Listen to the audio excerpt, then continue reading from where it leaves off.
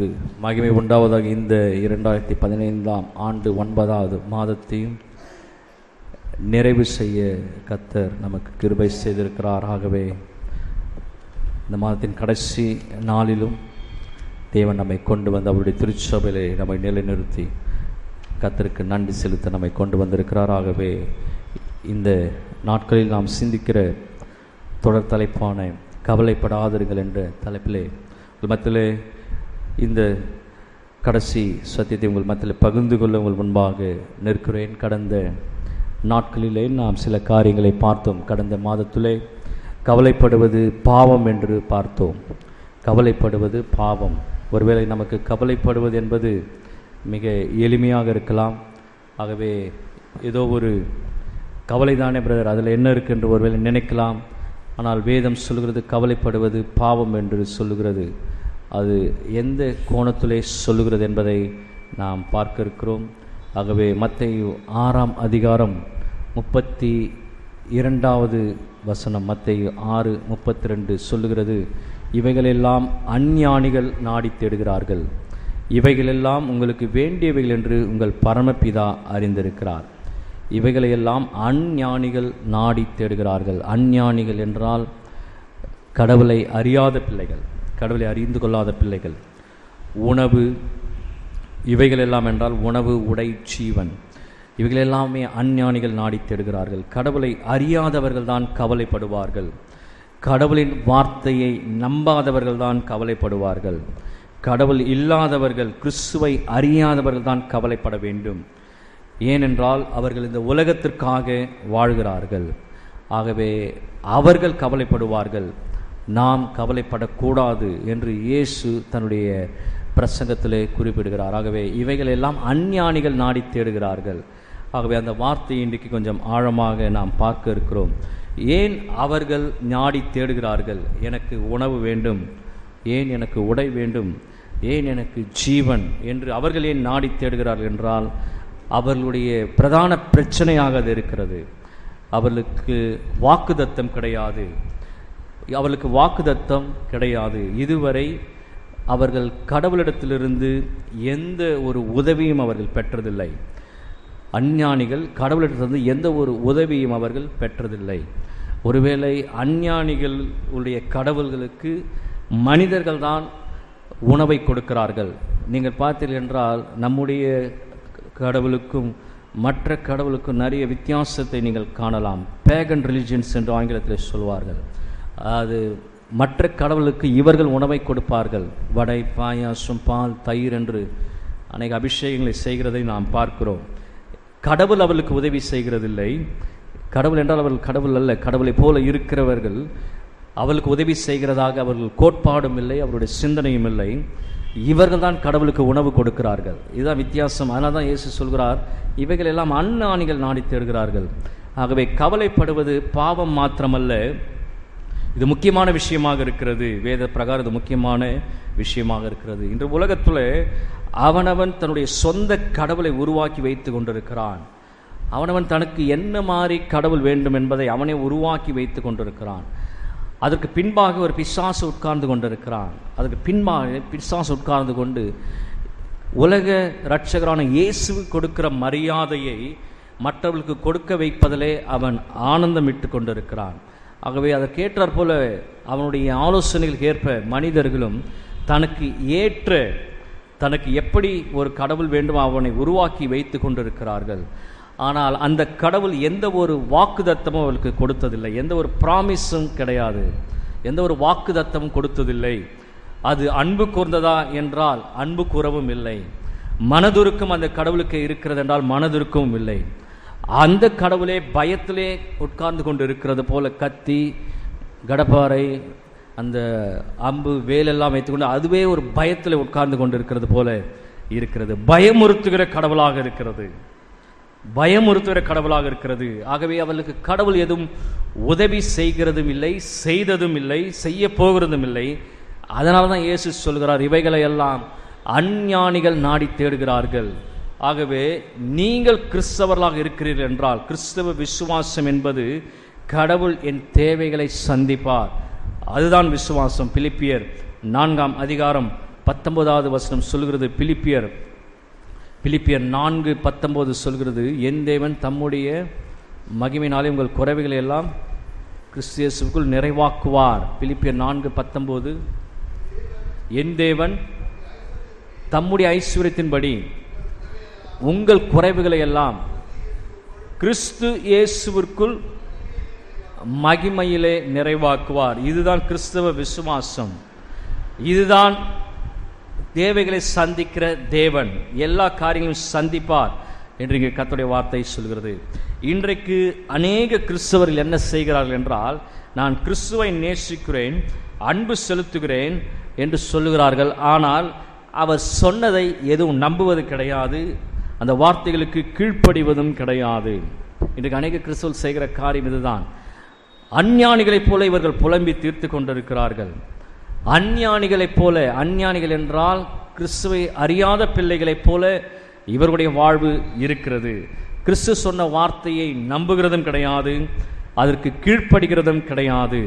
ஆகவே உலக மக்கள் போல இவர்கள் வாழ்ந்து கொண்டிருக்கிறார்கள். உலக மக்கள் எப்படி வாழ்வார்களோ அதை போல இவர்களும் வாழ்ந்து கொண்டிருக்கிறார்கள். ரோமர் 12ஆம் அதிகாரம் 2வது வசனம் சொல்கிறது. நமக்கு ஏற்கனவே இந்த பகுதியை நாம் பார்த்திருக்கிறோம். ரோமர் 12:2, நீங்கள் இந்த பிரபஞ்சத்திற்கு ஒத்த வேஷம் தெரியாமல் தேவனுடைய நன்மையும் பிரியமும் பரிபூர்ணமான சித்தம் இன்னதென்று பகுத்தறியத்தக்கதாக உங்கள் மனம் புதிதாகிறதுனாலே மறுரூபமாகுங்கள் என்று கர்த்தருடைய வார்த்தை சொல்கிறது.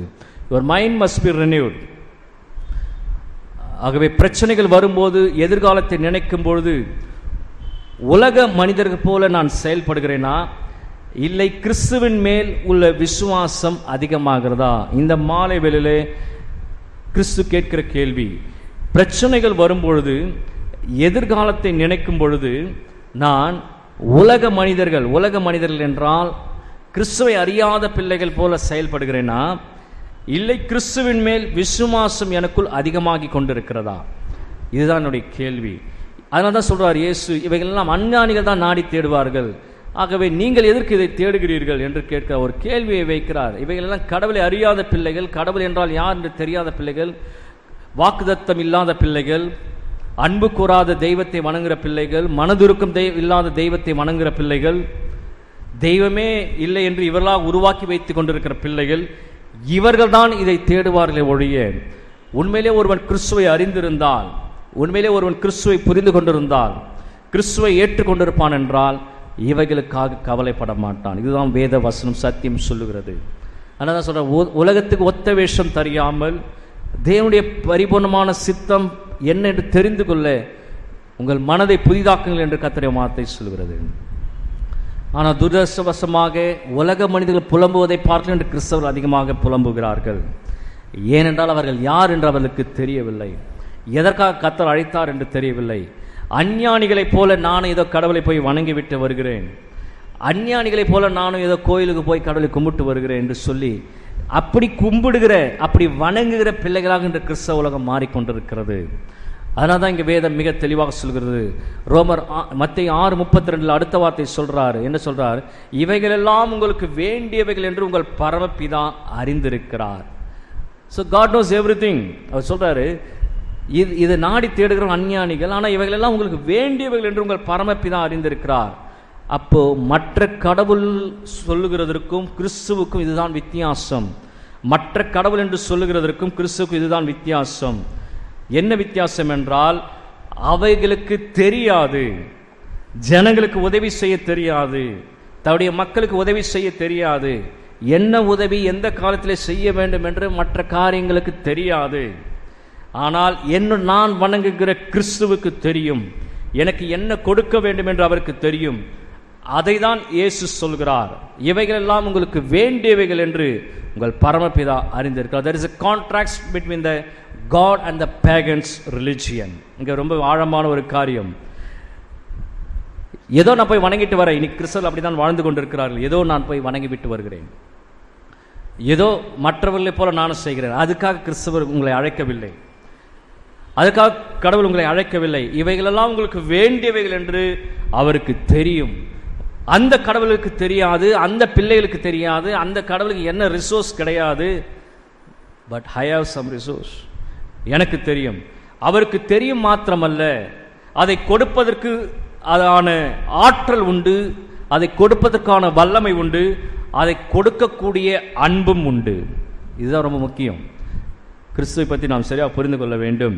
அதை கொடுப்பதற்கான ஆற்றலும் அவரிடத்தில் உண்டு. தெரிந்து வைத்துக் கொண்டு மாத்திரமல்ல, உங்களுக்கு என்ன தேவை என்று தெரிந்து நான் வைத்துக் கொள்வது மாத்திரமல்ல, அதை கொடுப்பதற்கான ஆற்றல் எனக்கு வேண்டும், அதை கொடுக்கக்கூடிய அன்பும் எனக்கு வேண்டும். அன்பில்லாமல் என்னால் கொடுக்க முடியாது. இயேசுவுக்கு ஆற்றலும் உண்டு, வல்லமையும் உண்டு, அதை கொடுக்கக்கூடிய அன்பும் உண்டு. பின்பு ஏன் கவலைப்படுகிறீர்கள் என்று கேட்கிறார். இதுதான் ஆழமான காரியம். பின்பு ஏன் கவலைப்படுகிறீர்கள்? உங்களை அழைத்தவர் உண்மையுள்ளவர். உலகம் தோன்றுவதற்கு முன்பாக தெரிந்து கொண்டவர் பிள்ளைகள் நீங்கள். உலகம் தோன்றுவதற்கு முன்பாக எதற்கு உங்களை தெரிந்து கொண்டார்? உங்கள் மூலமாக அவர் மகிமையடைய வேண்டும் என்று விரும்புகிறார். அப்போ உங்கள் பிள்ளைகள் நீங்கள் என்னில் கனி கொடுக்கும் போது பிதாவானவர் மகிமை அடைவார் என்று சொல்லுகிறார். அப்போ நீங்கள் கனி கொடுக்கும் போது உங்களுக்கு தேவைகளை அவர் சந்திக்கும் போது பிதா மகிமை அடைகிறார். அப்போதான் அவருக்கு மகிமை உண்டாகும். என்னுடைய பிள்ளைகள் எல்லாம் ஒன்றுமே இல்லாமல் சுற்றி கொண்டிருக்கிறது என்று கடவுள் ஒரு நாள் சொல்லுகிறது இல்லை. அதை கொடுக்கக்கூடிய ஆற்றல் அவர்களுக்கு கிடையாது, அதை கொடுக்கக்கூடிய அன்பும் கிடையாது, அதை கொடுக்கக்கூடிய ரிசோர்ஸ் அந்த கடவுளுக்கு கிடையாது. எங்கேயாவது நீங்கள் பார்த்துருக்கிறீங்களா? எங்கேயாவது சொல்லியிருக்கிறாங்களா யாராவது அந்த கடவுள் 5 அப்பம் 2 மீனை 5000 பேருக்கு போஷித்தார்? கிடையாது. இதை கொடுக்கக்கூடிய ஆற்றல், அன்பு, வல்லமை இவருக்கு மாத்திரம் தான் உண்டு. ஆனால் தான் சொல்றார், இவைகளெல்லாம் அஞ்ஞானிகள் நாடி தேடுகிறார்கள், ஆனால் இவைகளெல்லாம் உங்களுக்கு வேண்டியவை என்று உங்கள் பரமபிதா அறிந்திருக்கிறார் என்று சொல்லுகிறார். பின்பு ஏன் கவலைப்படுகிறீர்கள் என்று சொல்லுகிறார். அடுத்த வசனத்தை 33வது வசனத்தை நாம் கடைசியாக பார்ப்போம். 34க்கு வருவோம். ஆகையால் நாளைக்காக கவலைப்படாதிருங்கள், நாளைக்காக கவலைப்படாதிருங்கள். உங்கள் எதிர்காலத்தை குறித்து நீங்கள் கவலைப்பட வேண்டாம். You don't worry about your future. உங்கள் எதிர்காலத்தை குறித்து கவலைப்பட வேண்டாம். எதிர்காலம் தான் கவலைப்பட வேண்டும். நாளைய தினம் தன்னுடையவர்களுக்காக கவலைப்படும் என்று எழுதுகிறார். நாளைய தினம் தன்னுடையவர்களுக்காக கவலைப்பட வேண்டும். அந்தந்த நாளுக்கு அதன் பாடு போதும் என்று இங்கே வேதம் சொல்கிறது. அப்ப எதிர்காலம் தான் கவலைப்பட வேண்டும். எதிர்காலம் எதற்கு கவலைப்பட வேண்டும்? கடவுள் கொடுக்கிறதை நீங்கள் பெற்றுக்கொள்வதற்கு நாளைய தினம் தான் உங்களுக்காக கவலைப்பட வேண்டும். நீங்கள் கவலைப்பட வேண்டாம். எதிர்காலத்துக்காக கவலைப்படுவது பாவம், பாவம் என்று வேதம் சொல்லுகிறது. எதிர்காலத்துக்காக கவலைப்படுவது பாவம். சிலருக்கு எதிர்காலத்தை குறித்து நிறைய கவலை இருக்கும். ஃபியூச்சர், என்னுடைய ஃபியூச்சர் என்ன ஆகும், என்னுடைய ஃபியூச்சர், என்னுடைய எதிர்காலம் என்ன ஆகும், அதுதான் சொல்றாரு. நாளைக்காக கவலைப்படாது, நாளைக்கு என்ன நடக்கும் அதுக்காக கவலைப்படாதிருங்கள் என்று எழுதுகிறார். ஆகவே எதிர்காலக்காக கவலைப்படுவது பாவம். நாளைக்கு கடவுள் மாறப்போகிறது இல்லை. இன்றைக்கு நடத்தின கடவுள் நாளைக்கு என்ன மாறப்போகிறாரா? நாளைக்கு நடத்த மாட்டாரா? இதுதான் கேள்வி. இன்றைக்கு உங்களை நடத்தின கர்த்தர், இந்த மாதத்திலே நடத்தின கர்த்தர் நாளைய நாளிலே, நாளைய புதிய மாதத்திலே மாறப்போகிறாரா? இல்லை, உங்களை நடத்தாமல் விட மாட்டாரா? புலம்பல் 3ஆம் அதிகாரம், புலம்பல் 3 22 23, புலம்பல் 3 22 23வது வசனம் சொல்லுகிறது,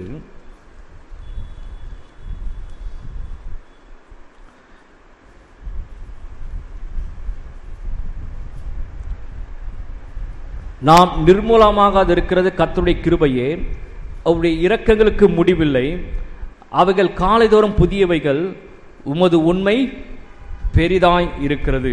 அவைகள் காலைதோறும் புதியவைகள். ரொம்ப ஆழமாக தான் சொல்றாரு. அப்படின்னா என்ன அர்த்தம்? நாளைக்கு கவலைப்பட்டீர்கள் என்றால், சிலருக்கு நாளை தினத்தை குறித்து கவலை அதிகமாக உண்டு. நாளைக்கு என்ன நடக்கும், நாளைக்கு என்ன ஆகும், இந்த கவலை இன்றைய நாளுடைய வாழ்வை அழித்துவிடும். இன்றைக்கு உங்களுக்கு மிக மோசமாக இருக்கும். சிலருக்கு எல்லாமே இருக்கும், ஆனால் எதிர்காலத்தை குறித்து கவலைப்படுவார்கள், நாளைக்கு தினம் எப்படி ஆகும் என்று. அப்படி நீங்கள் கவலைப்படும் போது அது இந்த நாளுடைய வாழ்வை அது அழித்து விடும். அதான் இயேசு சொல்கிறார், இன்றைய நாளை டீல் பண்ண, போதுமான காரியங்களை டீல் பண்ண பலனை நான் தந்திருக்கிறேன்.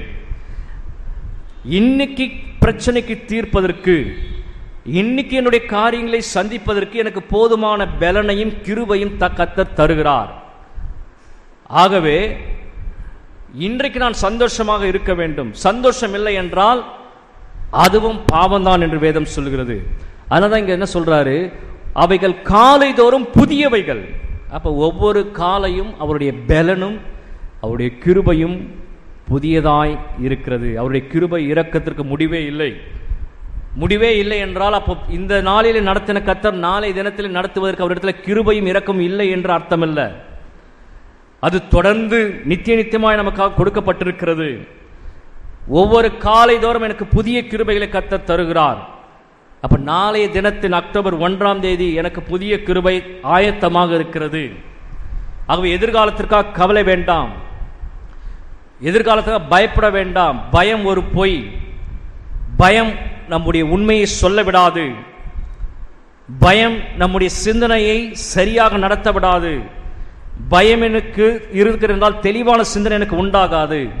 அப்ப நாளைய தினத்திற்கான கிருபையை அவர் இன்றைக்கு தரமாட்டார். அது ரொம்ப முக்கியமான ஒரு சத்தியம். அது அக்டோபர் 1ஆம் தேதி தர வேண்டிய கிருபையை அவர் செப்டம்பர் 30ஆம் தேதி தருகிறது இல்லை. அதனால தான் புலம்பல்ல நான் வாசித்தேன், அவருடைய கிருபை காலைதோறும் புதியவைகள். அந்த உண்மை பெரிதாக இருக்கிறது, புதிதான கிருபையை. இதை வேதத்திலே அநேக இடங்களிலே நீங்கள் பார்க்கலாம். God teach this lesson. இந்த பாடத்தை இஸ்ரவேல் ஜனங்கள் வனாந்தரத்தில் வழிநடத்தின போது, மன்னாவை எடுக்கும் போது, இன்றைக்கு எது தேவையோ அதை மாத்திரம் எடுத்துக்கொள் என்று சொல்கிறார். தயவு செய்து சேர்த்து வைக்காதே, நாளை தினத்திற்காக எடுத்துக்கொள்ளாதே என்று சொல்கிறார். ஏன்? Why God does not say you save the food, உணவை எடுத்து வைத்துக்கொள், 2-3 நாளைக்கு எடுத்து வைத்துக்கொள் என்று ஏன் கர்த்தர் சொல்லுகிறதில்லை? ஏன் கர்த்தர் சொல்லவில்லை என்றால், you believe myself, I can do miracles every day, I won't take rest. இது ஏதோ சீசன் கடவுள் அல்ல. சீசன் கடவுள்னா உங்களுக்கு தெரியும். இந்த சீசனுக்கு இவர் வந்து நிற்பார், அந்த சீசனுக்கு அவர் வந்து நிற்பார். நவம்பர் மாதம் ஒரு சீசன் ஒரு கடவுள் வந்து நிற்பார், இந்த மாதத்தில் ஒரு சீசன், இந்த மாதத்தில் ஒரு கடவுள் வந்து நிற்பார். இது சீசன் கடவுள் அல்ல. இஸ்ரவேலை காக்கிறவர் உறங்குவதும் இல்லை, தூங்குவதும் இல்லை. அவர் உன்னை விட்டு விலகுவதும் இல்லை, உன்னை கைவிடுவதும் இல்லை. வனாந்தரத்திலே அந்த ஜனங்களுக்கு கற்றுக் கொடுத்த பாடம் இதுதான். நான் மாறாதவர், நான் கர்த்தர், நான் மாறாதவர். என்னுடைய வல்லமைகளும் மாட்சிமைகளும் மகத்துவங்களும் மாறாதது. ஆகவே நீங்கள் உணவை சேகரிக்காதீர்கள். இன்னைக்கு என்ன தேவையோ அதை எடுத்துக்கொள்ளுங்கள். அந்த பகுதி தான் மத்தேயுல இயேசு இங்கே சொல்லுகிறார். நாளை தினம் உங்களுக்காக கவலைப்படும். நாளை தினத்துக்காக நீங்கள் கவலைப்படாதீர்கள். அதுக்காக நீங்கள் கவலைப்பட வேண்டிய அவசியம் இல்லை. நாளைக்கு தர வேண்டிய கிருபையை நாளைக்கு கர்த்தர் உங்களுக்கு தருவார். அந்த கிருபை எனக்கு இன்றையே வேண்டும் என்று கேட்கிறவர்கள் தான் நாளை தினத்திற்காக கவலைப்படுவார்கள். சிலர் சொல்லுவார்கள் அவர் மரித்தால், சிலர் சொல்லுவாங்க, நீங்க சொல்லி கேட்டிருக்கலாம், கணவனோ மனைவியோ இல்லை உறவினர்களோ யாராவது சொல்வார்கள், அவர் மரித்தால் நான் எப்படி தான் தாங்குவேனே தெரியவில்லை என்று அவர் உயிரோடு இருக்கும்போது சொல்வார்கள். ஆனால் நாட்கள் செல்ல செல்ல அந்த நபர்கள் மரிக்கும் பொழுது அவர்கள் சொல்வார்கள், நான் எப்படி இதை தாங்கிக் கொண்டேனே தெரியல, கர்த்தர் தான் எனக்கு அந்த பலனை கொடுத்தார். அவர்கள் ஒரு 5 வருடங்களுக்கு முன்பாக இதை சொல்லியிருப்பார்கள், அவர் மரித்தால் எப்படி என்னுடைய வாழ்க்கை இருக்குமோ, என்னுடைய கணவர் என்னுடைய மனைவியோ மரித்தால் எப்படி எனக்கு அந்த வாழ்க்கை இருக்குமோ என்று சொல்லி கலங்குவார்கள். ஆனால் 5 ஆண்டுகள் கழித்து 10 ஆண்டுகள் கழித்து அவர்கள் மரிக்கும் பொழுது, கர்த்தர் என்னை தேற்றிக் கொண்டிருக்கிறார், கர்த்தர் எனக்கு அந்த பலனை கொடுத்தார், நான் எப்படி அதை தாங்கிக் கொண்டேன் என்று தெரியவில்லை என்று சொல்வார்கள். அதோடைய அர்த்தம் என்ன என்றால், அந்த நாளுக்கான கிருபையும் பலனையும் கர்த்தர் அந்த நாளிலே தான் தருவார். அந்த நாளிலே தான் தருவார். You can get that mercy and grace on that day only. அதோடு கூட அந்த நேரத்திலே தான் தருவார். On that time you will get that mercy and power. அந்த நேரத்திலே தருவார். அதனால தான் சொல்றார் புலம்பல்ல, உம்முடைய கிருபைகள் ஒவ்வொரு நாளும் புதியதாக இருக்கிறது. அதனால தான் காலையில் எழுந்து ஒவ்வொரு நாளும் ஜெபிக்க சொல்றாங்க. பிரதர், நேத்து ஜெபம் பண்ணிட்டேன், நான் அது எனக்கு இந்த மாசம் முழுக்க போதும். நேத்து ஜெபம் பண்ணேன், இல்லை இன்னைக்கு ஜெபம் பண்ணேன், அது இந்த மாசம் முழுக்க போதும். அப்படி சொல்லக்கூடிய கிறிஸ்தவர்களாக இருக்கக்கூடாது. காலையில் எழுந்து, ஆண்டவரே இந்த நாளிலே இன்னைக்கு எனக்கு உமது கிருபைகளை நீ தருவேன் என்று வாக்கு பண்ணியிருக்கிறீர். இந்த நாளுடைய காரியங்களுக்காக உம்முடைய சமூகத்தில் ஜெபிக்கிறேன். இந்த நாளுக்காக உங்களுக்கு ஸ்தோத்திரம் செலுத்துகிறேன்.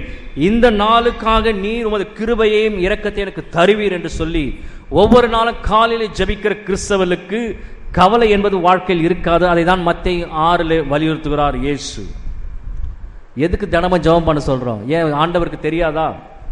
தெரியும். அவர் தருகிறார். ஒவ்வொரு நாள் அவருடைய கிருபை புதிதாக இருக்கிறது.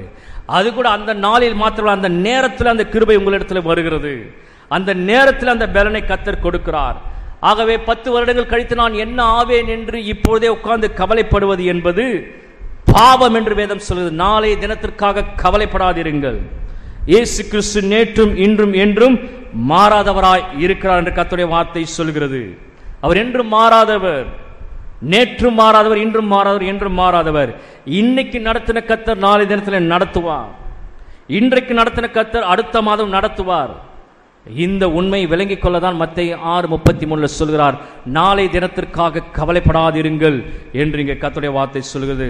ஆகவே உங்கள் பரமபிதா, உங்கள் விசுவாசம், எதிர்காலம் எல்லாமே கேள்விக்குறியாக மாறிவிடும் கவலைப்படுகிறதினால். நீங்கள் கவலைப்படுகிறதினால் உங்கள் பரமபிதா யார் என்று உங்களுக்கு தெரியவில்லை, உங்களுடைய விசுவாசம் என்னவென்றும் தெரியவில்லை, உங்களுடைய எதிர்காலம் என்னவென்றும் தெரியவில்லை, எல்லாமே கேள்விக்குறியாக மாறிவிடுகிறது. இன்றைய கிறிஸ்தவர்களுக்கு இந்த காரியங்கள் நன்றாக புரிகிறதே இல்லை.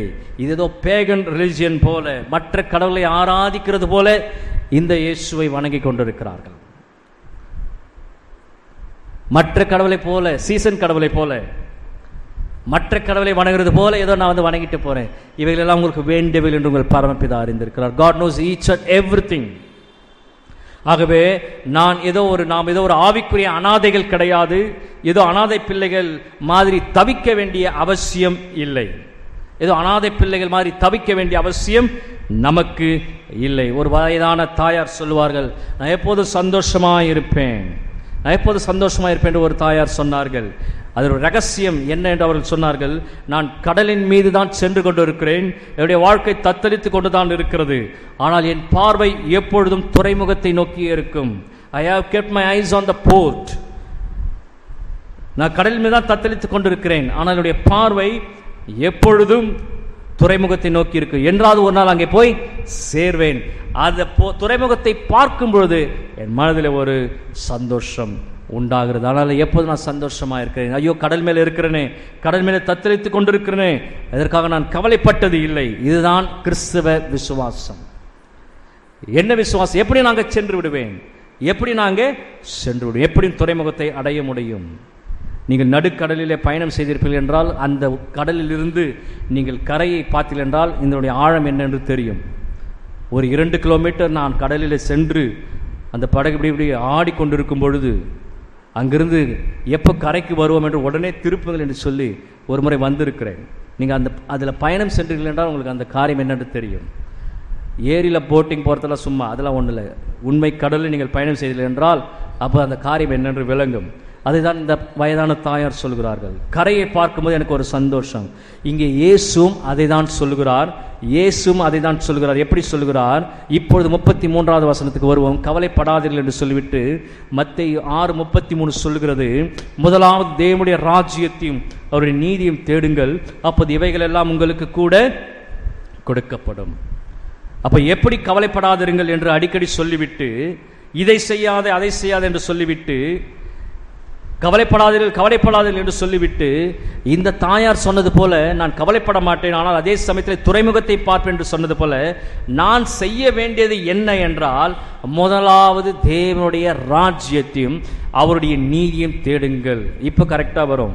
இவைகளெல்லாம் அண்ணாணிகள் நாடி தேடுகிறார்கள், இவைகளெல்லாம் உங்களுக்கு வேண்டியவை என்று பரமபிதா அறிந்திருக்கிறார். ஆகையால் நாளைக்காக கவலைப்படாதிருங்கள், நாளை தினம் தன்னுடையவர்களுக்காக கவலைப்படும், அந்தந்த நாளுக்கு அதன் பாடு போதும். இவ்வளோத்தையும் நீங்கள் பண்ணாதீங்க, டோன்ட் டூ, இதை செய்யாதீங்க, இதை செய்யாதீங்க என்று சொல்லிவிட்டு எதை செய்ய வேண்டும் என்று சொல்லுகிற வார்த்தை தான் மத்தேயு 6:33 சொல்லுகிறது. முதலாவது தேவனுடைய ராஜ்யத்தையும் அவருடைய நீதியும் தேடுங்கள் என்று சொல்லுகிறார். அப்போ தேவனுடைய ராஜ்யத்தையும் அவருடைய நீதி என்றால் என்ன? இந்த வசனம் நம்ம எல்லாமே சொல்லுவோம், அடிக்கடி சொல்கிற வார்த்தை தான். இன்னைக்கு அது என்னன்னு பார்த்தோம்னா நமக்கு கொஞ்சம் ஆழமாக புரியும். தேவனுடைய ராஜ்யம் என்றால் என்ன, அவருடைய நீதி என்றால் என்ன? இப்போ அவர் சொல்லிக் கொண்டு வந்திருந்த பகுதி நீங்கள் ஆழமாக படித்தீர்கள் என்றால், கவலை என்பது ஒரு எண்ணங்கள், கவலை என்பது ஒரு எண்ணம். அதாவது நடக்கிற மாதிரி நம்ம யோசித்து கொள்கிறோம். நாளைக்கு என்ன ஆகுமோ, தலைமையில இடி விழுமோ, நம்மளுடைய கவலை எல்லாம் அதுதான். ஆனால் தான் ஈவினிங் நிறைய பேர் காணும், நாளைக்கு என்ன ஆகும் கவலைப்பட்டு கொண்டு அப்படியே வீட்டில் அமர்ந்து கொண்டு இருக்கிறார்கள். கர்த்தர் அவர்களை ஆசீர்வதிப்பார். எண்ணங்கள், அதாவது நாளைக்கு என்ன நடக்க போது நம்மளே கற்பனை பண்ணி உட்கார்ந்து கொண்டு இருக்கிறோம். அப்ப எண்ணங்கள் கவலையினால் நிறைந்திருப்பதை பார்க்கிலும் உங்கள் எண்ணங்கள் தேவனுடைய ராஜ்யத்தினாலும் அவருடைய நீதியினாலும் நிறைந்திருக்க வேண்டும். அதை தாங்க எழுதுறார். உங்கள் எண்ணங்கள் தேவனுடைய ராஜ்யத்தினாலும் அவருடைய நீதியினாலும் நிறைந்திருக்க வேண்டும். உங்கள் எண்ணங்கள் இப்படி மாறும்பொழுது கவலைப்பட்டு கொண்டிருப்பதை பார்க்கல, உங்கள் எண்ணங்கள் இப்படி மாறும்பொழுது, உங்கள் சிந்தனைகள் இப்படி மாறும்பொழுது, கடவுள் உங்கள் பிசிக்கல் நீட்ஸ், இப்போ சொன்ன இல்லையா, உணவு, உடை, ஜீவன், இது எல்லாமே மெட்டீரியல் பிளெஸிங், இது எல்லாமே உலக பிரகாரமான தேவைகளை அவர் உங்களுக்கு சந்திப்பார் என்று கர்த்தருடைய வார்த்தை சொல்கிறது. இப்போ நாம என்ன நினைச்சிட்டு உட்கார்ந்து இருக்கிறோம்னா, பிசிக்கல் நீட்ஸை நினைச்சுன்னு கவலைப்பட்டு இருக்கிறோம். பைபிள் எப்பவுமே கான்ட்ராக்ட்ஸாக தான் பேசும். கடந்த வாரத்தில் கூட சொன்னேன், நீங்கள் சிறுக விதைத்தால் சிறுக அறுப்பீர்கள், பெருக விதைத்தால் பெருக அறுப்பீர்கள். Bible is always speaking a contract, but at the same time it is a truth. இது கர்த்தருடைய வார்த்தை. உலகம் ஒரு பக்கம் என்ன சொல்கிறது என்றால், உலகம் ஒரு பக்கம் எப்படி சொல்கிறது, நான் குறுக்கு வழியில் இப்படி போக வேண்டும், ஏமாற்ற வேண்டும், அந்த காரியத்தை செய்தால் நான் உலகத்தில் பெரிய ஒரு அச்சீவ்மெண்ட் பண்ணிடலாம் சொல்லுகிறது. ஆனால் கடவுள் என்ன சொல்ற, உன்னிடத்தில் இருப்பதை கொடு, அப்போது நீ பெருக அறுப்பா என்று சொல்கிறார். அதே போல இன்னைக்கு மாலை வேளையில என்னுடைய பிசிக்கல் நீட்ஸுக்காக, என்னுடைய உணவுக்காக, என்னுடைய உடைக்காக, என்னுடைய ஜீவனுக்காக, என்னுடைய சரீரத்திற்காக நான் கவலைப்பட்டு கொண்டிருந்தேன் என்றால் அது சந்திக்க மாட்டார் கடவுள். கடவுள் எப்ப சந்திப்பார் என்றால், அவருடைய ராஜ்யத்தை, அவருடைய நீதியை நான் சிந்தித்துக் கொண்டிருக்கிறேன் என்றால் இவைகளை கடவுள் சந்திப்பார் என்று கர்த்தருடைய வார்த்தை சொல்கிறது. கான்ட்ராஸ்டா இருக்கும், but this is a truth, this is a word of God. இப்படிதான் கர்த்தர் செய்கிறார். இது தெரியல ஜனங்களுக்கு. சாப்பிடுவது, குடிப்பது, ஜீவன், இது எல்லாமே அங்க வருகிறது. முதலாவது தேவனுடைய ராஜ்யத்தை, அவருடைய நீதியும் தேடுங்கள், அப்பொழுது இவைகளெல்லாம், these things shall be added unto you, இவைகளெல்லாம் உங்களுக்கு கூட கொடுக்கப்படும்.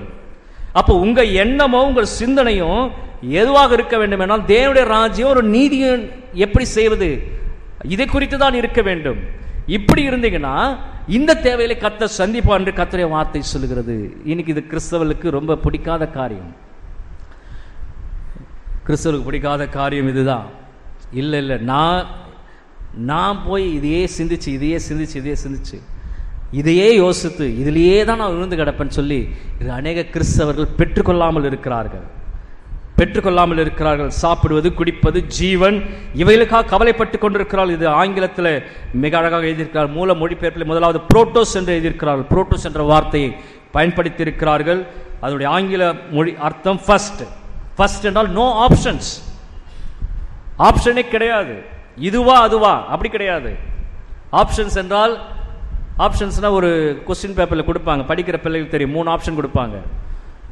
இதுவா அதுவா. இப்போ குவிஸ் ப்ரோக்ராம் நடத்தணும், அதில் கூட இதுவா அதுவா. ஆனால் வேதத்தில் சொல்லப்பட்டிருக்க இந்த வார்த்தை புரோட்டோஸ். புரோட்டோஸ் என்றால் first. there is no option. the topmost priority is the first priority. வேற ஆப்ஷனே இல்லை அங்க சொல்றாரு. அதனால தான் முதலாவது அந்த வார்த்தை தமிழில் முதலாவது என்று எழுதியிருக்கிறார்கள். முதலாவது அப்படின்னா முதலாவது இதை சிந்திங்க. ரெண்டாவது இந்த அர்த்தத்தில் தமிழில் வந்திருக்கிறது. ஒரிஜினல் மொழிபெயர்ப்பில் இது ஒன்றுதான். this is the only priority you have. என்னது?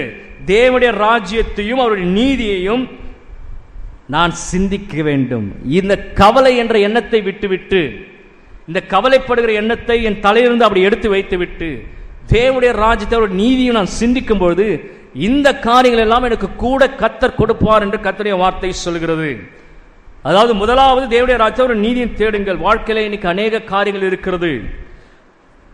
வாழ்க்கையில் அநேக காரியங்கள் இருக்கிறது. என்று கிறிஸ்தவர்களுக்கு அநேக காரியங்கள் இருக்கிறது. புறமசலுக்கு அநேக காரியங்கள் இருக்கிறது. கிறிஸ்தவர்கள் ரொம்ப அநேக காரியங்கள் இருக்கிறது. தேவனுடைய ராஜ்யம் என்றால் அதை குறித்து சிந்திக்கிற பிள்ளைகள் என்று இல்லை. அப்படி நீதி என்றால் அதை குறித்து சிந்திக்கிற பிள்ளைகள் என்று இல்லை. அதனால இங்க சொல்றாரு, கவலை எடுத்து போடுங்க, கவலைப்படாதீங்க. யூ திங்க் த போர்ட், துறைமுகத்தை பாருங்கள். துறைமுகம் என்பது தேவனுடைய ராஜ்யத்தோட நீதியும் குறித்து சிந்தியுங்கள். அந்த எண்ணங்களை உள்ளே வையுங்கள். அதை குறித்து யோசிங்கள். ஏன் அடுத்த மாசம் எப்படி ஆகும் என்று கவலைப்படுகிறீர்கள்? அதுக்கு அடுத்த மாசம் எப்படி ஆகும் கவலைப்படாதீங்க. அந்த எண்ணம் நமக்கு இருக்கக்கூடாது. You are the chosen people. நீங்கள் பேகன்ஸ் காட்ஸை வணங்கவில்லை, வாக்குத்தத்தம் செய்யாத கடவுளை வணங்கவில்லை, வல்லம் இல்லாத கடவுளை வணங்கவில்லை, ஆற்றல் இல்லாத கடவுளை வணங்கவில்லை. உணவு அவர் உங்களுக்கு கொடுப்பார். நீங்கள் உணவு கொடுக்கிற கடவுளை நீங்கள் வணங்கவில்லை. இல்லை ஏதோ சீசன் கடவுளை நீங்கள் வணங்கவில்லை. He is a God Almighty. ஆதியும் அந்தமாய் இருக்கிறவர், அல்பாவும் ஒமேகாவும் இருக்கிறவர். அவருக்கு ஆரம்பம் கிடையாது, முடிவும் கிடையாது. அவரோடு கூட இணைந்திருக்கிற உங்களுக்கு முடிவு கிடையாது. நித்திய ஜீவன் உங்களுக்கு தருவேன் என்று வாக்கு பண்ணியிருக்கிற கர்த்தர், இந்த உலகத்திலே உங்களுடைய அடிப்படை தேவைகள் என்ன என்பதை அறிந்திருக்கிற கர்த்தர், இவைகளெல்லாம் உங்களுக்கு வேண்டியவர்கள் என்று உங்கள் பரமபிதா அறிந்திருக்கிறார் என்று சொல்லுகிற கர்த்தர் உங்களோடு கூட இருக்கிறார். அப்ப எதுக்கு நீங்க கவலைப்படுகிறீர்கள்? இப்ப தேவனுடைய ராஜ்யம் என்றால் என்ன? தேவனுடைய ராஜ்யம் என்றால் அந்த வார்த்தை பேசிலியா என்று எழுதியிருக்கிறார்கள். பேசிலியா மூல மொழிபெயர்ப்பிலே. அப்படி என்றால் கிறிஸ்து அரசாள வேண்டும், கிறிஸ்து உயர்த்தப்பட வேண்டும், கிறிஸ்துவின் சட்டம் அங்கே இருக்க வேண்டும். அதான் அதோடைய அர்த்தம். தேவனுடைய ராஜ்யம் என்றால் என்ன? கிறிஸ்து அரசாள வேண்டும். என்னுடைய எண்ணங்களை கிறிஸ்து அரசாள வேண்டும். என்னுடைய எண்ணங்களிலே கிறிஸ்து உயர்த்தப்பட வேண்டும். என்னுடைய எண்ணங்களிலே கிறிஸ்துவின் சட்டம் இருக்க வேண்டும். அது எனக்குள்ளே இருக்க வேண்டும். அப்போஸ்தலனாகிய பவுல் எருசலேம் சொல்லும்போது பிசாசானவன் அவனை தடுக்கிறார். பிசாசானவன் அப்போஸ்தலனாகிய பவுலை தடுக்கிறார். அங்கே போனால் உன் உயிர் போய்விடும், பிரச்சனை ஏற்படும், உன்னை சிறையிலே போடுவார்கள் என்றெல்லாம் பயமுறுத்துகிறார். ஆனால் அப்போஸ்தலனாகிய பவுல் என்ன சொல்கிறார்? அப்போஸ்தலர் 20ஆம் அதிகாரம், அப்போஸ்தலர் 20, 24, 25வது வசனம். அப்போஸ்தலர் 20, 24, 25. ஆகிலும் அவைகளில் ஒன்றையும் குறித்து கவலைப்படேன், என் பிராணனையும் நான் அருமையாக எண்ணேன், என் ஓட்டத்தை சந்தோஷத்தோடு முடிக்கவும் தேவனுடைய கிருபையின் சுவிசேஷத்தை பிரசங்கம் பண்ணும்படிக்கு நான் கர்த்தராகிய இயேசுவிடத்தில் பெற்ற ஊழியத்தை நிறைவேற்றுமே விரும்புகிறேன். இதோ நான் உங்களுக்குள்ளே சஞ்சரித்து தேவனுடைய ராஜ்யத்தை குறித்து பிரசங்கம் பண்ணினதை கேட்டவர்களாக நீங்கள் எல்லோரும் இனி என் முகத்தை பார்க்க மாட்டீர்கள் என்று அறிந்திருக்கிறேன். அவர் என்ன சொல்றாரு? பிசாசு பயம். அது முன்னாடி வசனம் படிச்சீங்கன்னா, ஆவிலே கட்டுண்டேன் பரிசுத்தாவியானவர் எனக்கு சொல்றாரு, அங்கே போனால் உனக்கு பிசாசான சில காரியங்களை வைத்திருக்கிறான், உன் உயிர் போய்விடும், பிரச்சனை ஏற்படும், உன்னை சிறையில் போடுவார்கள். ஆனால் இங்கே பவுல் சொல்லுகிறார், தேவன் எனக்கு என்ன ஊழியம் கொடுத்தாரோ அதை செய்ய தான் நான் விரும்புகிறேன். உயிர் போனாலும் பரவாயில்லை, என்னுடைய பிராணன் போனாலும் பரவாயில்லை, அவர் எனக்கு கொடுத்த ஊழியத்தை செய்வதற்காக தான் நான் வந்திருக்கிறேன், அதற்காக நான் போவேன். தேவனுடைய ராஜ்யத்தை நாடுவது என்றால் இதுதான். முதலாவது தேவனுடைய ராஜ்யத்தை அவர் நீதியை தேடுங்கள் என்றால் இதுதான். எப்படியாவது கிறிஸ்துவின் சுவிசேஷம் சொல்லப்பட வேண்டும், கிறிஸ்துவுக்காக மக்களை ஆயத்தப்படுத்த வேண்டும், கிறிஸ்துவின் சிந்தனை எனக்குள்ளே இருக்க வேண்டும். இதுக்கு தான் கர்த்தர் உங்களை அழைச்சார். இதை நீங்க பண்ணும்போது மீதி காரியெல்லாம் அவர் அழகாக கொடுத்துட்டு போயினே இருப்பார். ஆனால் நான் என்ன பண்றேன்? உலக பிரகாரமான மனிதர்களை போல, உலக மனிதர்கள் எப்படி புலம்பி தீர்ப்பார்களோ அதே போல நான் புலம்பி தீர்த்து கொண்டிருக்கிறேன். எனக்கு இது வேணும், அது வேணும், ஐயோ இப்படி ஆகுமே அப்படி ஆகுமே. That is not a Christian faith. அது கிறிஸ்துவ விசுவாசம் அல்ல. தேவனுடைய ராஜ்யத்தை நாடுவது என்பது உலகின் எல்லா ஃபேஷன்ஸ் ஃபுட்ஸ் எல்லாவற்றுக்கும் ஒரு குட் பை சொல்லிட்டு என்னை நான் தனிமைப்படுத்தி தேவனுடைய ராஜ்யத்தை நோக்கி ஓடுவதுதான் தேவனுடைய ராஜ்யத்தை தேடுங்கள் என்று சொல்வது. உலகத்தோடு கூட ஒட்டுவதற்காக அல்ல, உலகத்துக்கு எனக்கோ ஒரு குட் பை, பாய் பாய். உலகத்தின் ஃபேஷன்ஸுக்கு, உலகத்தின் ஃபுட்ஸ், உலக பிரகாரமான வாழ்வுக்கு எல்லாத்துக்கும் ஒரு பாய் சொல்லிட்டு தேவனுடைய ராஜ்யத்திற்காக ஓடுவதுதான் தேவனுடைய ராஜ்யத்தை தேடுவது. கிறிஸ்துவை பிரசங்கிக்கிறவர்கள் அவர்கள் சொந்த வாழ்விற்காக கவலைப்படக்கூடாது. அப்போஸ்தலனாகிய பவுலிடத்தில் கற்றுக்கொண்ட காரியம். கிறிஸ்துவை பிரசங்கிக்கிறவர்கள் அவர்கள் சொந்த வாழ்விற்காக கவலைப்படக்கூடாது. உடைக்காக, ஜீவனுக்காக, சரீரத்திற்காக கவலைப்படாதிருங்கள். இயேசு ஒரு நாள் அவருடைய உணவுக்காக, உடைக்காக, சரீரத்துக்காக, ஜீவனுக்காக அவர் கவலைப்பட்டதே இல்லை. ஜீவனை கொடுக்க அதிகாரம் உண்டு, அது எடுக்க அதிகாரம் உண்டு என்று சொன்னவர். நாம தான் கவலைப்பட்டு always think the kingdom of God. இப்போ உங்கள் இருதயம் எங்கே இருக்கிறது? இந்த செப்டம்பர் மாதம் கடைசி நாளில் உங்கள் இருதயம் எங்கே இருக்கிறது? தேவ ராஜ்யத்தை குறித்து கவலையா, இல்லை அடுத்த மாதம் அக்டோபர் மாதத்தை குறித்து கவலையா? தேவனுடைய ராஜ்யத்தை குறித்து இப்போது கவலைப்பட்டு உட்கார்ந்து கொண்டு இருக்கிறீங்களா? ஏன் ஒரு மாதிரி சோகமாக இருக்கிறீங்க? ஐயோ இந்த தேவனுடைய ராஜ்யம் எப்படி கட்டப்படும், இந்த பகுதியில் எப்படி ரட்சிக்கப்படுவார்கள், இதுக்காக கவலைப்பட்டு உட்கார்ந்து இருக்கீங்களா? இல்லை அடுத்த மாதம் எப்படி எனக்கு ஆகும்? அடுத்த மாதம் வேறு ஹார்வெஸ்ட் ஃபெஸ்டிவல் வேறு அனௌன்ஸ் பண்ணியிருக்கிறாங்க. So many dedications. எப்படி இட்லி சுடுவது, எப்படி தோசை சுடுவது, இதுக்கு யார் எனக்கு உதவி செய்வார்கள், யார் வருவார்கள், யார் ஸ்டாலில் உட்காருது, இதை குறித்து கவலையா? இல்லை தேவனுடைய ராஜ்யம் எப்படி கட்ட போகிறோம், நாம் அடுத்த மாதம் எப்படி கட்ட போகிறோம், இதை குறித்து கவலையா? ஆனால் ஒன்று, இதை குறித்து நீங்கள் கவலைப்பட்டீர்கள் என்றால் அடுத்த மாதம் தேவையில்லை, கர்த்தர் நிச்சயமாக சந்திப்பார். அடுத்த மாத காரியங்கள் மாத்திரம் வாழ்வில் எல்லா நாளிலும் சந்திப்பார். பைபிள் சொல்ல, நான் சொல்ல, Bible chase this is the truth. அப்படி உங்கள் எல்லா ஆற்றலையும் உலகத்தில் முதலீடு செய்கிறீர்களா? உங்களுடைய எல்லா ஆற்றலையும் சிந்தனையும் எண்ணங்களையும் உலகத்தில் முதலீடு செய்து கொண்டிருக்கிறீர்களா, இல்லை தேவனுடைய ராஜ்யத்திற்காக முதலீடு செய்து கொண்டிருக்கிறீர்களா? எதற்கு நாம் முதலீடு செய்கிறோம்? இன்னைக்கு அநேகம் பேர் இந்த காரியங்களை பற்றி கவலைப்படுகிறது இல்லை. அவங்க என்னமோ ஒரு மற்ற கடவுளை வழங்குறது போல் திடீர்னு வராங்க, திடீர்னு போகிறாங்க, திடீர்னு வராங்க, திடீர்னு போகிறாங்க. ஆண்டவர் எனக்கு இதை வேணும் அதை வேணும் கேட்டு போயினே இருக்கிறாங்க. உன்னை எதற்கு அழைத்திருக்கிறார்? உன்னை எதற்கு அழைத்தார்? ஒரு நாள் உட்காந்து யோசிக்கிறதே இல்லை. எதற்கு அழைத்தாருன்னே தெரியல. இது என்னன்னா, அந்த கலாச்சாரம், அந்த இந்திய தேசத்தில் உள்ள பாரம்பரிய கலாச்சாரம் கிறிஸ்தவத்திலே வந்திருக்கிறது. ஆனால் தான் ஒரு அரசியல்வாதி சொன்னார், மிக அருமையாக சொன்னார். தொலைக்காட்சியில் அவருடைய பேட்டியை நான் பார்த்து கொண்டு இருந்தேன். ஒருத்தன் கேள்வி கேட்குறான், நீங்கள் புற மதத்தில் மாத்திரம் இந்த மாதிரி ஜாதி பிரச்சனைகள் இருக்குதுன்னு சொல்கிறீங்க, ஏன் கிறிஸ்தவத்தில் இல்லையா? நீங்கள் அந்த சைட்லாம் போய் பாருங்கள், அங்கே 2 வித கம்யூனிட்டி நடக்கிறாங்க, 2 வித காரியங்களை செய்கிறார்கள், அங்கேயும் ஜாதி பிரச்சனை இருக்கிறது என்று கேள்வி கேட்கிறார். அதற்கு அந்த அரசியல்வாதி சொல்லுகிறார், இங்கே தமிழ்நாட்டில் இருக்கிறாங்களாம் கிறிஸ்தவனே கிடையாது.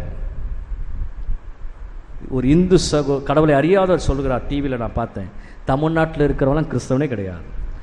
அமெரிக்காவில் ஜாதி இருக்கிறதா, யூரோப்பில் ஜாதி இருக்கிறதா, அவன் உண்மையான கிறிஸ்தவன். ஏன்னா அவன் உண்மையிலே கிறிஸ்தவை ஏற்றுக்கொண்டு இருக்கிறான். அவனுடைய கிறிஸ்தவனுடைய ஆழம் என்னன்னு தெரியும். தமிழ்நாட்டில் ஏற்றுக்கொண்டவனுக்கு பழைய புத்தி பாதி இருக்கிறது. அதனால் இங்கே இருக்கலாம் கிறிஸ்தவர்களே கிடையாதுன்னு பதில் சொன்னார். எனக்கு அப்படியே தூக்கி மாறி போட்டது. இது அந்த இடத்துல மாத்திரம் இல்லை, இன்னைக்கு ஒரிஜினல் கிறிஸ்தவர்கள், தமிழ்நாட்டில் இருக்கிற கிறிஸ்தவங்க பழைய தெய்வங்களை வணங்கி கொண்டிருக்கிற முறையிலே கிறிஸ்துவை நோக்கி பார்த்து கொண்டிருக்கிறார்கள். அதனால தான் என்னன்றாங்க, அவன் போய் வணங்கிட்டு வர மாதிரி நானும் ஞாயிற்றுக்கிழமை வந்து ஆண்டவரே சோத்திரம் சோத்திரம் சோத்திரம் சொல்லிட்டு அதோட ஆளை காணாம போயிடுது. இங்கே இயேசு சொல்லுகிறார், எதற்காக உன்னுடைய கவலை எதற்காக இருக்கிறது? You are worrying about the kingdom of God or you are worrying about the material things? நீ எதுக்கு கவலைப்பட்டு கொண்டிருக்கிறாய்? கொஞ்சம் யோசிக்க வேண்டும். எதற்கு? அதனால தான் சொல்றாரு, முதலாவது தேவனுடைய ராஜ்யத்தை அவருடைய நீதியும் தேடுங்கள், அப்போது இவைகள் எல்லாம் உங்களுக்கு கூட கொடுக்கப்படும். தேவ ராஜ்யத்தில் முதலீடு என்பது, என்னுடைய ஆற்றல், என்னுடைய பலன் எல்லாமே தேவனுடைய ராஜ்யத்துக்காக முதலீடு செய்கிறேன்னா இல்லை உலக பிரகாரமாக நான் முதலீடு செய்து கொண்டிருக்கிறேன்? எதை நான் செய்து கொண்டிருக்கிறேன்? தேவராஜ்யத்தில் முதலீடு என்பது அநேக மக்களை அழைத்து வருதல், தேவ வார்த்தை பிரசங்கிப்பது, தேவ ராஜ்யம் தேடுவது என்பது ரோமர் 14:14 மிக அழகாக எழுதுகிறார் அப்போஸ்தலனாகிய பவுல். ரோமர் 14:17 ரோமர் 14:17 சொல்லுகிறது, தேவனுடைய ராஜ்யம் புசிப்பும் குடிப்பும் அல்ல, அது நீதியும் சமாதானம் பரிசுத்த ஆவியினால் உண்டாகும் சந்தோஷமாயிருக்கிறது. அப்ப தேவனுடைய ராஜ்யம் என்பது ஏதோ புசிப்பும் குடிப்பும் அல்ல, அது நீதியும் சமாதானமும் பரிசுத்த ஆவியினால் உண்டாகும் சந்தோஷமாயிருக்கிறது.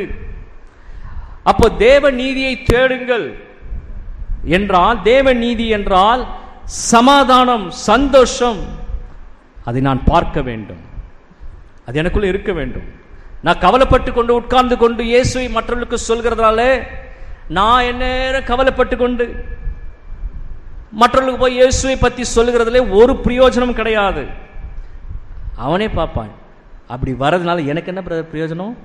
அதுக்கு என் கடவுளையும் நான் கும்பிட்டு போயிடுவேன். நீயும் கவலைப்படுற, நானும் கவலைப்படுறேன். நீயும் அடுத்த மாசத்துக்கு கவலைப்படுற, நானும் இந்த மாசத்துக்கு கவலைப்படுறேன். நீயும் உன் தேவைகள் எப்படி சந்திப்பாருன்னு சொல்ற, நானும் என் தேவைகளை சந்திக்க தான் நான் அங்கே ஓடினுக்கிறேன். The contrast, முரண்பாடு. நான் இயேசுவை பற்றி மற்றவர்கள் சொல்ல வேண்டும் என்றால், முதலாவது நான் தேவனுடைய ராஜ்யத்தை தேடுகிற பிள்ளை. அப்படின்னா என்ன? எனக்குள்ளே சமாதானம், எனக்குள்ளே சந்தோஷம், எனக்குள்ளே பரிசுத்த ஆவியானவர் தருகிற காரியங்கள் எனக்குள்ளே இருக்கும் பொழுது மாத்திரமே நான் மற்றவர்களுக்கு இயேசுவை பற்றி சொல்ல முடியும். இல்லைன்னா ஒரு பையனும் நம்ப மாட்டார்கள், ஒருவரும் நம்ப மாட்டார்கள். கடவுளுடைய வல்லமையை அவர்கள் ஏற்றுக்கொள்ள மாட்டார்கள். என் தேவனின் தேவைகளை சந்திப்பார் பிரதர் அப்படின்னு சொல்லும் பொழுது கவலைப்பட்டு கொண்டே சொல்லுகிற கிறிஸ்தவர்கள் அநேகர் உண்டு. அவங்க புலம்புகிறதை பார்க்கல, இவர்கள் தான் அதிகமாக புலம்பிக் கொண்டிருக்கிறார்கள்.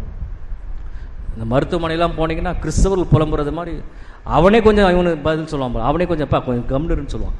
புலம்பி தீர்ப்பது, அவன் புலம்புவதை பார்க்கல, இவர்கள் தான் அதிகம் புலம்புவார். அப்புறம் இயேசு ஏற்றுக்கொள் என்றால் அவன் நான் கிண்டல் அடிப்பான். என்ன பிரதர், நீயும் அதான் பண்ற, நானும் அதான் பண்றேன். கடவுளுடைய வல்லமை நம்ப மாட்டார்கள், கடவுளுடைய ஆற்றலை நம்ப மாட்டார்கள். அதுதான் இங்க சொல்றாரு, முதல்ல தேவ ராஜ்யத்திற்கு அநேக மக்களை கொண்டு வர வேண்டும் என்றால், தேவ ராஜ்யத்திற்கு அநேக மக்களை கொண்டு வர வேண்டும் என்றால் தேவனுடைய நீதி, தேவனுடைய சமாதானம். இதுதான் ரோமர் 14:17 சொல்லுகிறது. நீதி, சமாதானம், பரிசுத்த ஆவியினால் உண்டாகும் சந்தோஷம். இது மூன்றும் என்னுடைய வாழ்விலே இருக்க வேண்டும். அப்போனா நான் கவலைப்படாமல் இருக்கணும். அப்போ என்னுடைய எண்ணம் அடுத்த மாதம் எப்படி ஆகணும் யோசிக்கிறத பார்க்கலாம். அடுத்த மாதம் தேவனுடைய ராஜ்யத்தை எப்படி கட்டுவது, இதை யோசித்தோம்னா மீதி காரியங்களை அவர் தருவார். The physical needs God will provide you. அதான் வேதம் சொல்லுது. அப்போ தேவ ராஜ்யத்திற்கு அநேக மக்களை நான் கொண்டு வர வேண்டும். அதே சமயத்தில் இதை இன்னொரு கோணத்திலையும் நாம் பார்க்க வேண்டும். There's a good theology இங்கே ஒன்று இருக்கிறது. என்னன்னா, இந்த உலகத்தில் எதுக்கு சண்டை போடுகிறோம் இன்றைக்கு? இந்த உலகத்தில் எல்லாரும் எதுக்கு சண்டை போட்டு கொண்டு இருக்கிறோம்? Physical needs. பிசிக்கல் நீட்ஸ் அப்படின்னா பணம் மிக முக்கியமாக இருக்கிறது. பணம் ஒரு பெரிய பிரச்சனை. பிசிக்கல் நீட்ஸ், சாப்பாட்டுக்கு, உணவுக்கு, ஜீவனுக்கு, இதுக்கு தான் சண்டை. தங்குற இடம், இதுதான் சண்டை. ஆனால் முதலாவது தேவனுடைய ராஜ்யத்தை ஒரு நீதியும் தேடுங்கள் என்றால், இது இன்னொரு கோணத்தில் நீங்கள் பார்க்கும் பொழுது இது எல்லாமே எனக்கு இன்னும் கொஞ்ச நாள்ல இலவசமாக கிடைக்க போகிறது. இது ரெண்டு இடத்துல இருக்குது. தேவனுடைய ராஜ்யம் இப்போதே உங்களுக்குள்ளே வந்திருக்கிறதுன்னு ஒரு இடத்துல இயேசு சொல்வார். என்னைக்கு நான் கிறிஸ்துவ உலகத்தில் வந்தேனோ, என்னைக்கு கிறிஸ்துவை ஏற்றுக்கொண்டேனோ, அன்னைக்கே தேவனுடைய ராஜ்யம் எனக்குள்ளே வந்திருக்கிறது. அப்போ இப்பத்திலிருந்து நித்திய ஜீவனில் நான் எப்படி வாழப்போகிறேனோ அந்த வாழ்க்கையை வாழ்வதற்கு கர்த்தர் என்னை ஆயத்தம் செய்கிறார். பரலோகத்தில் போய் எனக்கு சாப்பாடு எப்படி கிடைக்கும், பரலோகத்தில் போய் எனக்கு ஜீவன் எப்படி கிடைக்கும், பரலோகத்தில் போய் எனக்கு உடை எப்படி கிடைக்கும், நான் கவலைப்பட மாட்டேன். அந்த பிராக்டிஸை இங்கே கொண்டு வர சொல்கிறாரு. அதனால தான் உங்களுக்குள்ளே தேவனுடைய ராஜ்யம் இப்போதே வந்திருக்கிறேன்னு சொல்கிறாரு. இன்னொரு இடத்துல அவர் வரும் நாளிலே தேவனுடைய ராஜ்யம் வரப்போகிறது. அப்போ இது என்ன சொல்லுகிறது என்றால், இன்னொரு கோணத்தில் இதை பார்க்கும் பொழுது இது எனக்கு இலவசமாக கிடைக்க போகிறது. இன்னும் கொஞ்ச நாள்ல, இன்னும் கொஞ்ச நாள் என்றால் அவருடைய வருகையோ இல்லை என்னுடைய மரணமோ எது வேண்டுமானாலும் நடக்கலாம். இது எனக்கு இலவசமாக கிடைக்க போகிறது. அப்போ இந்த பிசிக்கல் நீட்ஸுக்காக நான் எதற்கு இப்போ சண்டை போட்டு கொண்டிருக்க வேண்டும், எதற்காக கவலைப்பட வேண்டும் என்று இன்னொரு கோணத்தில் இதை நாம் பார்க்கலாம்.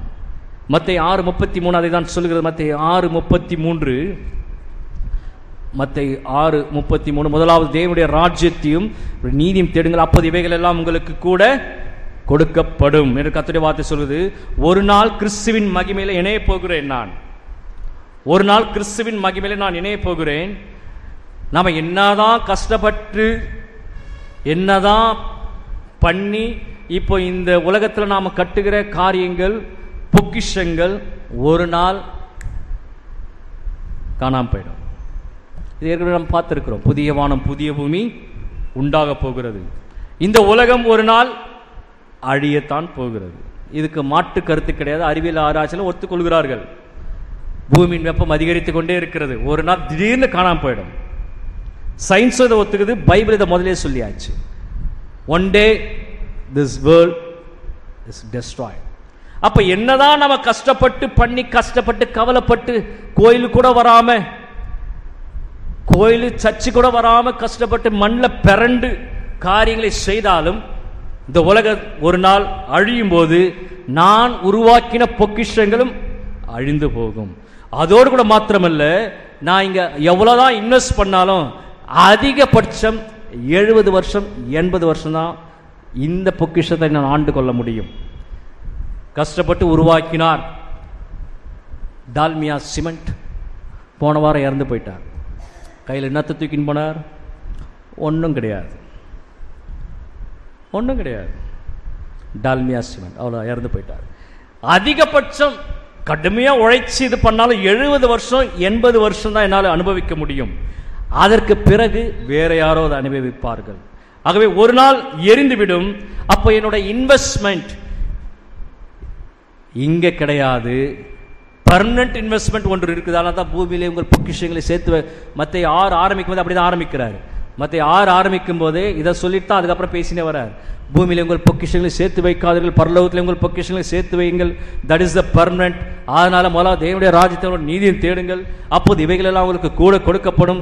அப்போ இன்னொரு கோணத்தில் இதை நான் பார்க்கும் பொழுது, இப்போ நான் கிறிஸ்துவுடைய நீதியும் நியாயத்தையும் நான் அந்த பூமியிலே தேடிக்கொண்டிருக்கிறேன் என்றால், அதற்காக நான் உழைத்து கொண்டிருக்கிறேன், அதுதான் என்னுடைய எண்ணமாக இருக்கிறது என்றால், இந்த பூமியிலே வாழ்வதற்கு தேவையான காரியம் கர்த்தர் தருகிறார். அதோடு கூட மாத்திரமல்ல, பரலோகத்தில் எனக்கு அதிகமான காரியங்களையும் கர்த்தர் தருகிறார். That is a real investment. அந்த இன்வெஸ்ட்மெண்ட் 70 வருஷம் 80 வருஷம் அல்ல, அது 30 வருஷம் 40 வருஷம் அல்ல. பூமியிலே உங்கள் பொக்கிஷங்களை சேர்த்து வைக்காதீர்கள், இங்கே கண்ணர்கள் கண்ணமிட்டு திருடுவார்கள், இங்கே பூச்சிகள் என்ன பண்ணும், அரித்து விடும். அங்கே பூச்சி பிடிக்கிறதும் இல்லை, திருடல் கண்ணமிட்டு திருடுவதும் இல்லை. So my investment on the heaven that nobody will cheat me. யாரும் என்னை ஏமாற்ற முடியாது, அது அழிவும் அழியாது. நான் கஷ்டப்பட்டு பண்ணாலும் என்னால் 70 வருஷம் 80 வருஷம் தான் என்ன இங்கே அனுபவிக்க முடியும். மிஞ்சி போனால் 90 வருஷம், அது கூட தள்ளின்னு போனோம். ஆனால் அங்கே நான் பண்ண போகிற இன்வெஸ்ட்மெண்ட் எனக்கு நித்திய நித்தியமாய் அவரோடு கூட சதா காலம் இருக்க போகிறார். அதனால தான் சொல்றார், முதலாவது தேவனுடைய ராஜ்யத்தையும் அவருடைய நீதியும் தேடுங்கள், அப்போது இவைகள் எல்லாம் உங்களுக்கு, these things shall be added unto you in the earth and also in the heaven. There is a theological view. அவர் கிறிஸ்துவின் மூலமாய் வருகின்ற தேவ மகிமை அவருடைய பரிசுத்தவான்களுக்கு பர்மனண்டா கர்த்தர் கொடுக்கிறார். ஆகவே தான் இயேசு சொல்கிறார், அந்த வார்த்தை ரொம்ப ஆழமான ஒரு வார்த்தை, அது ரொம்ப ஆழமான வார்த்தை. முதலாவது தேவனுடைய ராஜ்யத்தை அவருடைய நீதியும் தேடுங்கள். ஸோ உங்கள் எண்ணங்கள் எப்படி இருக்க வேண்டும் என்றால், அவருடைய ராஜ்யத்தை அவருடைய நீதியும் அதை குறித்து தான் யோசித்து கொண்டிருக்கிற. அடுத்த அக்டோபர் மாதம் எப்படி வரப்போகுதுன்னு இதுக்காக கவலைப்படுவதற்கு கர்த்தர் உங்களை அழைக்கவில்லை. That will be the pagans religious people, they will do, they will always worry because their gods will not provide anything to them, only they shall provide to the God. But this God has provided lot of things, many miracles you can see in the Bible. அநேக அற்புதங்கள் இந்த வேதத்திலே பார்க்கலாம். 40 ஆண்டு காலம் வானத்திலிருந்து மன்னாவை போஷித்த கடவுள் உங்களோடு கூட இருக்கிறார். ஆகவே இது அவருடைய தேவனுடைய ராஜ்யம். மத்தேயு 6:33 சொல்கிற அடுத்த ஒரே ஒரு வார்த்தை சொல்லி நிறைவு செய்ய விரும்புகிறேன். மத்தேயு 6:33 அவருடைய நீதியையும், முதலாவது தேவனுடைய ராஜ்யத்தையும் அவருடைய நீதி, அது அவருடைய நீதி என்றால் பரிசுத்தத்தை குறிக்கிறது. பரிசுத்தம் அவருடைய நீதி, அவருக்கு எது நீதியோ அதை நான் செய்வதற்கு கர்த்தர் என்னை அழைத்திருக்கிறார். அப்போ என்னுடைய மனம் புகழ், என்னுடைய மனம் எப்பவுமே புகழ், வீடு, காரு இதையே தேடிக்கொண்டில்லாமல் அவருக்கு எது நீதி, அவருக்கு இது நியாயமா, அவருக்கு இது பரிசுத்தமா, அதை நான் தேடும் பொழுது இதை எல்லாமே கடவுள் உங்களுக்கு இலவசமாய் தருவார். இது எல்லாமே கடவுள் உங்களுக்கு இலவசமாய் தருவார். வேதம் இதைத்தான் போதிக்கிறது. ஆகவே உங்களிடத்தில் உள்ளதை முதலாவது கொடுங்கள், கர்த்தர் உங்களுக்கு திரும்ப நிச்சயமாய் தருவார். கொடுங்கள், அப்போது உங்களுக்கு கொடுக்கப்படும். That's the God's word. அதே மாதிரி உங்கள் எண்ணங்கள் தேவனுடைய நீதியும் சிந்தனையும் தேடும்போது இவைகள் எல்லாம் உங்களுக்கு தானாக கர்த்தர் கொடுப்பார். இதுக்காக நீங்கள் கவலைப்பட வேண்டிய அவசியமே இல்லை. வேதத்தில் ஒரு மிகப்பெரிய உதாரணம் சாலமோன் அவன் பணத்திற்காகவோ உடைக்காகவோ இல்லை தரமான ஒரு உணவிற்காகவோ இல்லை ஜீவனுக்காகவோ அவர் ஜெபம் பண்ணவே இல்லை. மீண்டும் சொல்கிறேன், பணத்திற்காகவோ உடைக்காகவோ தரமான உணவிற்காகவோ ஜீவனுக்காகவோ அவர் ஜெபிக்கவில்லை. அவர் ஜெபித்ததெல்லாம் கர்த்தருடைய ஞானத்திற்காக. ஆனால் சாலமோனை போல ஒருவன் ஐஸ்வர்யவான் இல்லை, சாலமோனை போல ஒருவரும் உடுத்தியது இல்லை, சாலமோனை போல தரமான உணவு உண்டதும் இல்லை. சாலமோனுடைய ஆயுசு நாட்கள் மிக அதிகமாய் இருந்தது. எதற்கு இதை சொல்கிறேன் என்றால், these things shall be added unto you. இந்த காரியங்கள் கர்த்தர் உங்களுக்கு நிச்சயமாய் தருவார் என்று கர்த்தருடைய வார்த்தை சொல்கிறது. ஆகவே அவனுக்கு எல்லாவற்றையும் கொடுத்தார். மத்தேயு 6:33 பிரகாரம் அவனுக்கு எல்லாவற்றையும் கர்த்தர் கொடுத்தார். ஆகவே என்னைக்கு நான் தேவனுடைய ராஜ்யத்தையும் நீதியும் தேடுகிறேனோ, நான் வருகிற மாதம் மாத்திரமல்ல, வாழ்நாளின் எல்லா நாட்களும் நான் கவலைப்பட வேண்டிய அவசியமில்லை. என்னை உண்டாக்கின ஒரு கர்த்தர் இருக்கிறார், அவர் எனக்கு போஷிப்பார். அவர் எனக்கு உணவையும் உடையும் சரீரத்துக்கான ஜீவனையும் அவர் எனக்கு கொடுக்க அவர் வல்லமை உள்ளவராக இருக்கிறார். ஆகவே நாம் கவலைப்பட வேண்டிய அவசியமில்லை. கண்களை மூடி கர்த்தருடைய பரிசுத்த சமூகத்தை நோக்கி நாம் பார்ப்போம்.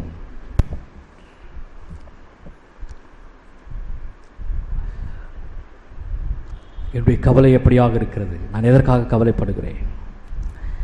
நான் எதற்காக கவலைப்படுகிறேன்? என்னுடைய அடிப்படைகளில் தேவைகளை சந்திக்கிற கர்த்தர் என்னை அழைத்திருக்கிறார். என்னை அதற்காக தான் தெரிந்து கொண்டார். என்னை அதற்காக தான் அவர் அழைத்திருக்கிறார். அப்படி கொடுக்கும்பொழுது மாத்திரமே அவருடைய நாமம் மகிமை அடையும். அவருடைய பிள்ளைகள் இங்கு அனாதையாக இருப்பதற்கு கர்த்தர் நம்மை அழைக்கவில்லை. அவர் எதிர்பார்க்கிற காரியம் அவருடைய தேவனுடைய ராஜ்யத்தையும் அவருடைய நீதியும் சிந்திக்கிற பிள்ளைகளாக நாம் இருக்க வேண்டும். அதற்காக கவலைப்படுங்கள். அதற்காக கவலைப்பட வேண்டிய அவசியமில்லை. அந்த சந்தோஷம், அந்த சமாதானம் அந்த பரிசுத்த ஆவியினால் நிரப்பப்படுகிற சமாதானம் எனக்குள்ளே இருக்கும் பொழுது அவருடைய நீதி, அவருடைய நியாயம், அவருடைய பரிசுத்தம் என்ன, அவருக்காக நான் என்ன செய்கிறேன், இதை குறித்து நான் சிந்திக்கும் பொழுது என்னுடைய உலக பிரகாரமான தேவைகளை கர்த்தர் சந்திக்கிறார். வேதம் இதை தான் சொல்லுகிறது. கர்த்தருடைய வார்த்தை இது. ஆகவே இனி நான் எதற்காக கவலைப்பட மாட்டேன். வருகிற நாட்களிலே, வருகிற மாதங்களிலே எதற்காக நான் கவலைப்பட மாட்டேன். கர்த்தர் என்னோடு கூட இருக்கிறார். ஆனால் நான் செய்ய வேண்டியது, முதலாவது தேவனுடைய ராஜ்யத்தோட நீதியும் தேடுகிற பிள்ளையாக நான் மாற வேண்டும். அதை நான் செய்யும்போது கர்த்தர் என் தேவையை சந்திக்கிறார். கர்த்தருடைய வார்த்தை. ஆகவே இனி வரும் நாட்களில் நம்முடைய கவலைகள் உலக பிரகாரமான கவலைகளாக இல்லாமல் தேவனுடைய ராஜ்யத்திற்காக நான் என்னுடைய ஆற்றலையும் என்னுடைய சிந்தனையும் நான் செலவு செய்வேன் என்று சொல்லி நம்மை ஒப்புக் கொடுப்போம். கர்த்தர் நம்மோடு கூட இடைப்படுவாராக. எங்கள் அன்பின் பரலோக தகப்பனே, நீர் வெளிப்படுத்த அந்த வார்த்தைகளுக்காக நன்றிகளை எடுக்கிறேன். ஒரு கிருபை நிறைந்த வார்த்தைகளாக நன்றி செலுத்துகிறேன். எங்களை நீர் இங்கே அனாதைகளாக விடவில்லை. எங்களை ஆண்டவரே இங்கே நீர் அற்பர்களாக எண்ணவில்லை. எங்களை தெரிந்து கொண்டீர், எங்களுடைய தேவைகளை சந்திக்கிறீர். இவைகள் எல்லாம் உங்களுக்கு வேண்டியவைகள் என்று உங்கள் பரமபிதா அறிந்திருக்கிறார் என்று சொல்லுகிறார். அப்படியான ஒரு தகப்பனை நாங்கள் பெற்றிருப்பதற்காக நன்றி செலுத்துகிறோம். எங்களுக்கு அடுத்த மாதம் என்ன, அடுத்த வருடம் என்ன, 10 ஆண்டுகள் கழித்து என்ன தர வேண்டும் என்று எல்லாவற்றையும் நீர் முன்குறித்து எங்களை அழைத்திருக்கிறீர். தேவன் தமிழத்தில் அன்பு கூறுள்ள சகலத்தையும் ஆயத்தம் செய்து வைத்திருக்கிறார் வார்த்தை சொல்கிற வண்ணமாக எங்களுக்கு எல்லாவற்றையும் ஆயத்தம் செய்து வைத்திருக்கிறீர். அந்தந்த நாளுக்கு அதன் கிருபையை நீர் தருகிறீர். அந்தந்த நாளுக்கு அந்த கிருபையை நீர் தருவதற்காக நன்றி செலுத்துகிறோம். அதை நாங்கள் புரிந்து கொள்ள, அதை உணர்ந்து கொள்ள, அந்த வெளிப்பாட்டை நாங்கள் அறிந்து கொள்ள கர்த்தருக்கு உதவி செய்வீராக. இந்த சத்தியத்திற்காக நன்றி செலுத்துகிறோம். இந்த வார்த்தைகள் எங்களுக்கு ஆண்டவரே எங்களுக்கு பலனை மாற்றலையும் தரட்டும். இனி வரும் நாட்களிலே ஆண்டவர் ஒவ்வொரு நாளும் அது கிருபைகளுக்கு புதிதாக இருப்பதனால நன்றி செலுத்துகிறோம். ஒவ்வொரு நாளும் அது கிருபைகளை பெற்றுக்கொண்டு நாங்கள் வாழ்வில் ஆண்டவரே கடைசி வரை நமக்கு சாட்சியுள்ள பிள்ளைகளாக, ஆண்டவரே நம்முடைய ராஜ்யத்தை பிரசங்கிக்கிற பிள்ளைகளாக, நம்முடைய நீதியை செய்கிற பிள்ளைகளாக நாங்கள் வாழ கர்த்தருக்கு உதவி செய்வீராக. இயேசுவின் நாமத்தினால் ஜெபிக்கிறேன் எங்கள் ஜீவனுள்ள பரம தகப்பனே. ஆமேன், ஆமேன்.